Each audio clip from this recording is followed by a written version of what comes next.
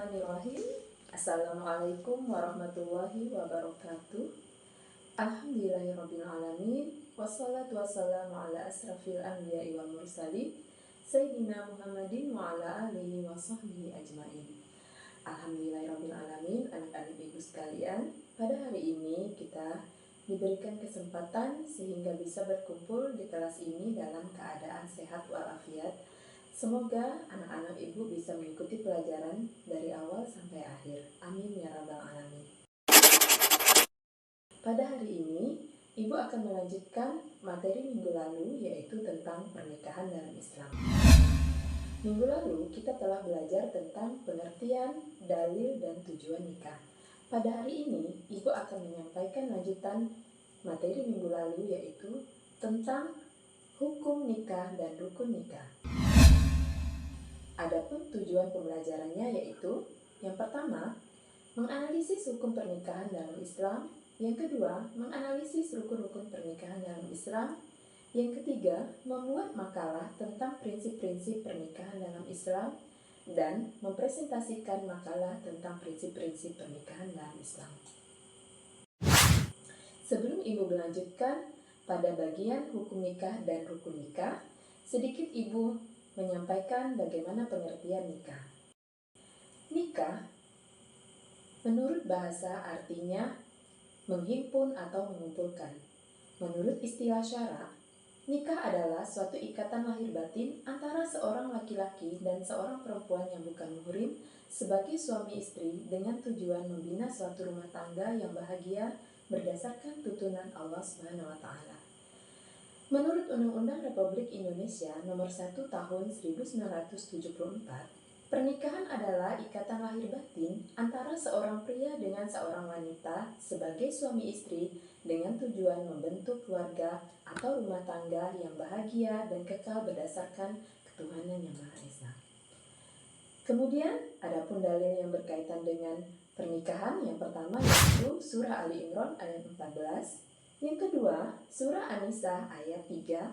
Yang ketiga, hadis dari Ibnu Mas'ud radhiyallahu an dan hadis tentang tabatul.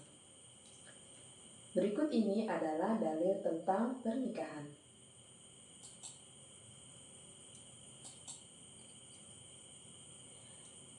Selanjutnya, kita akan membicarakan tentang hukum pernikahan. Hukum pernikahan pada awalnya adalah mubah. Namun, jika dilihat dari alasan ataupun konteks daripada pernikahan, hukum nikah itu terbagi menjadi 5. Yang pertama yaitu wajib, sunnah, haram, makruh, dan mubah.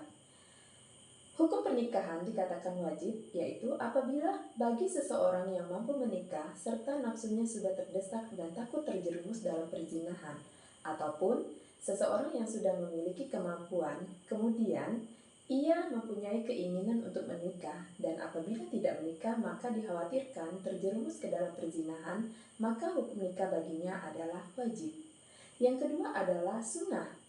Sunnah ini yaitu bagi orang yang nafsunya mendesak namun mampu kawin, tetapi dia bisa menahan dirinya dari berbuat zina. Artinya di sini seseorang itu sudah mempunyai kemampuan secara materi, tetapi dia bisa menahan dirinya dari berbuat zina, maka hukum nikahnya di sini adalah sunnah. Yang ketiga adalah haram. Haram ini adalah bagi seseorang yang tidak mampu memenuhi nafkah lahir dan batin kepada istrinya dan nafsunya pun tidak mendesak atau mempunyai niat buruk terhadap pasangannya, maka hukum nikah baginya adalah haram, apalagi jika tujuan pernikahannya adalah untuk menyakiti salah satu dari pasangannya. Kemudian, yang keempat adalah makruh. Hukum nikah makruh ini adalah bagi seseorang yang mempunyai penyakit, misalnya yaitu seperti lemah syahwat atau tidak mampu memberi nafkah materi kepada istrinya. Namun sang istri di sini tidak dirugikan, artinya istrinya misalnya seorang istrinya kaya dan tidak memiliki keinginan syahwat yang kuat. Hukum nikah di sini adalah makruh. Kemudian yang terakhir adalah mubah. Mubah di sini yaitu bagi laki-laki yang tidak terdesak oleh alasan-alasan yang mengharamkannya untuk kawin. Adapun tujuan pernikahan yaitu Sebenarnya banyak, namun di sini ibu hanya menuliskan 3 tujuan pernikahan. Yang pertama yaitu untuk menggapai ridho Allah Subhanahu wa Ta'ala yang tercurahkan dalam surah At-Tolak ayat 2. Kemudian untuk memperoleh kebahagiaan dan ketentraman hidup, yaitu terdapat dalam surah Ar-Rum ayat 21. Yang ketiga adalah untuk melestarikan keturunan manusia yang secara sah dalam surah Al-Isra ayat 32. Nah, berikut ini adalah rukun nikah.